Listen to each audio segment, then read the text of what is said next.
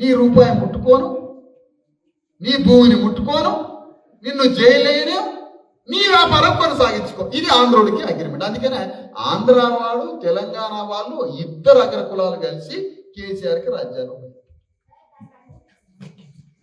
కానీ BC SC ST JAC ఏమంటుంది?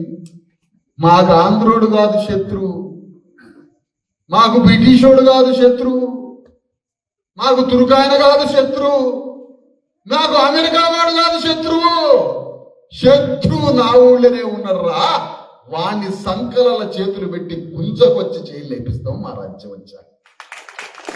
ఎందుకంటే భూమిని మింగింది అతడే, మా డబ్బును మింగింది అతడే, మా అయ్యని కొట్టింది అతడే, మా దగ్గర ఉన్న అరెకరం పాదెకరం మొత్తం మేము హాస్పిటల్లో పడి సస్తంటే వీడు ఎక్కడ భూమి అమ్ముకుంటాడా అని మా భూమి కొట్టేయడానికి కాసుకోరు. మేము చనిపోతే మా ఇంటికి రానోడివి, మా ఇంట్లో బోధైన నోడివి, మా నీళ్లు తాగనోడివి, మా ఇంట్లో ఏ దైనందిన జీవితంలోకి నువ్వు ప్రవేశించలేదు, ఏనాడు నన్ను గౌరవించలేదు. నా తండ్రిని తల్లిని కొట్టి, నా భూమిని కొట్టి, నా వాళ్ళని కొట్టి, నన్ను శత్రువుగా చూసి నాతో మంచిలు రాలే, నా పెళ్లికి రాలే, పేరంటానికి రాలే, మా పిల్లల చదువులతోటి మీ పిల్లల చదువులు కలిసి ఎక్కడ నీకు నాకు జీవిత సంబంధం లేదు కదా, మరి శత్రువు నువ్వు అవుతావు కదా. ఇతని మీదకి ఎందుకు యుద్ధం చేయలే కేసీఆర్? ఇతని మీదకి కమ్యూనిస్టులు ఎందుకు యుద్ధం చేయలే? ఇతని మీదకి బీజేపీ ఎందుకు యుద్ధం చేయట్లే? ఊళ్ళనే శత్రువు ఉన్నాడే. అందుకని ఏ పార్టీ చెప్పని విషయం బీసీ ఎస్సీ ఎస్టీ జేఏసీ ధర్మ సమాజ్ పార్టీ శత్రువు నీ ఊర్లోనే ఉన్నాడు, వాడిని పట్టుకో. అదే మొత్తం కథ మొత్తం వాళ్ళే, రాజకీయం అంతా మాది. హైదరాబాద్ వచ్చే ముఖ్యమంత్రి అతనే, హైదరాబాద్ వచ్చి వ్యాపారం చేసేది అతనే, అమెరికా పోయి లక్షల కోట్లు సంపాదించేది నీ ఊళ్ళో. ఎక్కడో లేదు, నీ ఊర్లోనే ఉన్నాడు. అమెరికా పోయింది, గ్రామాల నుంచి పోతున్న రెట్లు కమ్మలు విలమలు వాళ్ళే అమెరికా పోయారు. రాజ్యం వేసేది వాళ్ళే, వ్యాపారం చేసేది వాళ్ళే, ముఖ్యమంత్రులు అయ్యేది వాళ్ళే. నీ ఊర్లోనే ఉన్నాడు శత్రువు, అతన్ని పట్టుకో. ఇదే సత్యం అంటే. సత్యం అంటే విప్లవం, సత్యం అంటే విప్లవం. విప్లవాన్ని నిర్వహించేది ఎవరు? ఎవరు చెప్పండి? విప్లవకారులు కాదు. సత్యము, విప్లవము, దేవుడు ముగ్గురు ఒకటి. అదే ధర్మం. అందుకనే మన శత్రువు గ్రామంలోనే ఉన్నాడు, మన నెత్తురు దాగినవాడు. ఒకరోజు కాదు, ఒక్కరోజు పని కాదు. తాగి తాగి తాగి తాగి మనల్ని పీల్చి పిప్పి చేస్తే ఆక్రందన మాట్లాడుతున్నాం. ఈరోజు బీసీఎస్టీలందరినీ దోపిడీ చేసిన ఆయనే. మాకు రాజ్యం రావాలంటే రాదు, రాజ్యం మనకి అప్పుడే రాదు. ఎప్పుడు వస్తుంది? వేదిక అయిపోయిన తర్వాత ఆ గ్రామంలో శత్రువు ఉన్నాడని చెప్పిన కదా, రెడ్డిదరో వెలమదరో కమ్మదరో కాపుదరో కరణందరో ఉన్నాడు కదా, ఆ శత్రువుకి ఎదురుగా నిలబడి మన బీసీఎస్సీ ఎస్టీ ప్రజల్ని తన గుప్పిట్లో తన దగ్గర పెట్టుకొని ఆ రెడ్డికో ఆ పటేలుకో ఎదురుగా నిలబడి యుద్ధం చేసి తన ప్రజల్ని రక్షించే రక్షకుడిని పుట్టించాలి ఊళ్ళో. అతన్ని పుట్టించాలి ఊళ్ళో. పోలీస్ స్టేషనా నేను వస్తాపా. వీడు పోలీస్ స్టేషన్కి ఫోన్ చేస్తున్నాడు రెడ్డి గారు, మనకు మా వాడు కొట్టబా, మనం పోగానే కొట్టండి అంటాడు వాడు ఫోన్ చేసి. వీడు మనకు నాయకుడా? ఎంఆర్ఓ దగ్గర ఉన్న రెవెన్యూ, ఊళ్ళో ఉన్న దొర ఇద్దరు కలిసి నీ భూమిని మాయం చేస్తారు. వీడే మనకు నాయకుడు.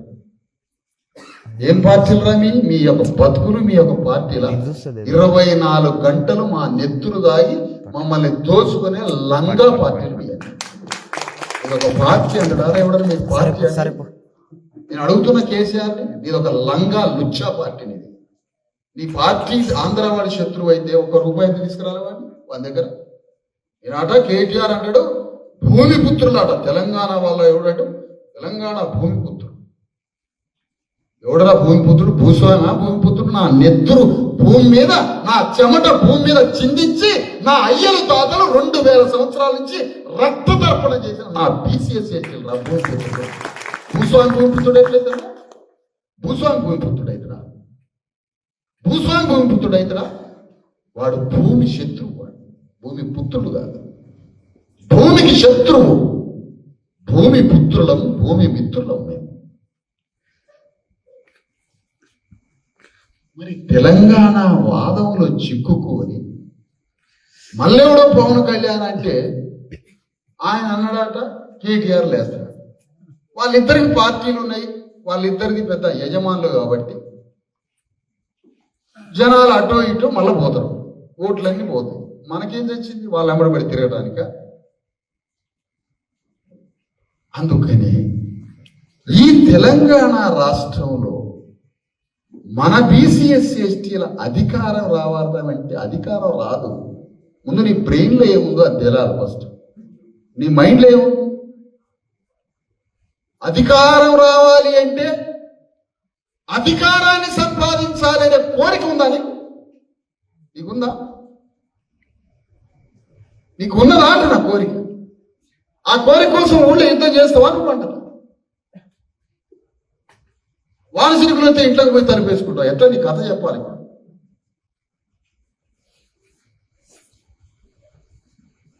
ఆ కోరిక కలిగి ఉండటం ఉన్నది చూసినవా? నేను గ్రామాన్ని పరిపాలిస్తాను, ఈ రెడ్డి రావులు ఎవడైతే ఉన్నాడో వాళ్ళని ఢీకొట్టి వాళ్ళకి రాజకీయంగా కోరిగట్టి నేను ఈ ఊరిని పరిపాలిస్తాను అన్న ఆలోచనే అధికారం. ఆలోచన వస్తే అధికారం వస్తే డెమోక్రసీ స్పేస్ అంటే ప్రజాస్వామ్యంలో ఉన్న గొప్ప గువాళింపు, ప్రజాస్వామ్య సౌందర్యం ఏంటంటే ఆలోచన వస్తే అధికారం వచ్చినట్టు. ప్రజాస్వామ్యాన్ని ఇచ్చేస్తూ ఉంటుంది అధికారం. అందుకనే ఇప్పుడు గ్రామాలలో నాయకుడు కావాలి, గ్రామాలలో నాయకుడు కావాలి. నేను బహిరంగ సభకు రావడం కన్నా దీనికి రావడానికి ఇష్టపడ్డాను. ఎందుకు? బహిరంగ సభకు వస్తారు 2-3 వేల మంది జనం వచ్చి వాళ్ళు ఇవ్వాలి. వర్షం రాకపోతే 2-3 వేల మంది వచ్చేటోరు. కానీ వాళ్ళు ప్రజలు నాకు నాయకుడు కావాలి. ప్రజల్ని ఎప్పుడైనా పిలుస్తారు, 1,00,000 మంది పిలుస్తారు. నాకు వాళ్ళని రక్షించే నాయకుడు కావాలి, లీడర్ కావాలి. నాయకుడు కోసం ఎదురు చూడాల, అతన్ని పుట్టించాలమ్మా.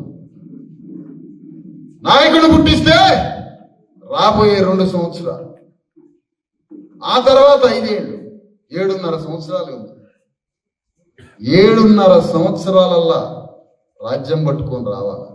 నా నెత్తి మీద పెట్టుకున్న బరువుని